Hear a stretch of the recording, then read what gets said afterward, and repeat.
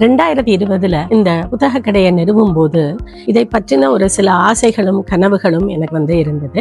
பிரபல ஒரு கலைஞர்னு சொல்லலாம். அதாவது ஓவியம் மட்டுமில்ல, வடிவமைப்புல, கட்டட கலையில எல்லாம் சிறந்து விளங்கக்கூடியவங்க, இன்டீரியர் டெக்கரேஷன் எல்லாம் சொல்லக்கூடிய ரோஹிணி மணி அவங்களுடைய ஒரு உதவியையும் அவங்களுடைய ஒரு எண்ணங்களையும் அவங்க கிட்ட இருந்து நான் கேட்டப்ப மிக அழகாக ஒரு லோகோ, அதாவது நம்ம சொல்லக்கூடிய சின்னம் அப்படிங்கறத எனக்கு கொடுத்தாங்க.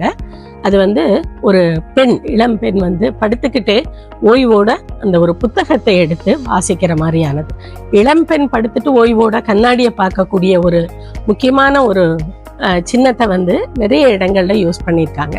ஆனா இது அதே பெண் இளம் பெண் படுத்துக்கிட்டே ஒரு புத்தகத்தை விரித்து படிப்பது போல ஒரு லோகோ பண்ணி கொடுத்தாங்க. அதுதான் இப்ப நான் அந்த கடையிலையும் நாங்க வச்சிருக்கோம். அதுதான் என்னுடைய எல்லா விஷயத்துக்குமே நான் யூஸ் பண்ணிக்கிறேன். அது ரொம்ப அழகாக மனதை ரொம்ப கவரும்படியாக அமைஞ்ச ஒரு லோகோ அது எனக்கு.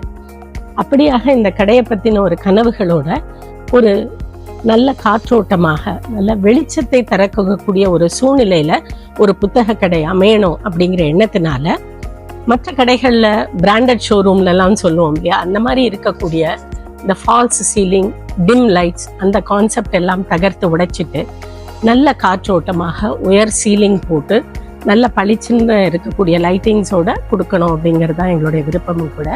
அதனால அதற்கு ஏற்றபடி இந்த கடையை வடிவமைச்சு டிசம்பர் 2020 எங்களால் இந்த கடையை பெரும் ஒரு புயல் மழைக்கு இடையில தான் நாங்கள் திறந்தோம்.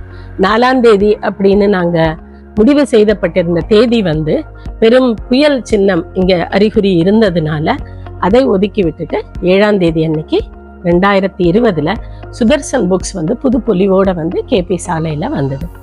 இந்த புத்தக கடையில நீங்க உள்ள நுழையும் போது பாத்தீங்கன்னாக்கா முக்கியமாக பிரதான இடத்துல காலச்சுவடு பதிப்பகத்தோட நூல்களை காட்சிப்படுத்தணும் அப்படிங்கிறது காலச்சுவடு பதிப்பகத்துடைய பதிப்பாளர் அவர்களுடைய விருப்பமாக இருந்ததுனால கடை நுழைந்ததுமே எங்களுடைய காலச்சுவடு பதிப்பகத்துடைய அனைத்து நூல்களையும் திறம்பட அழகாக அதோடைய வகைமைகளாக பிரித்து அடுக்கி இருக்கோம்.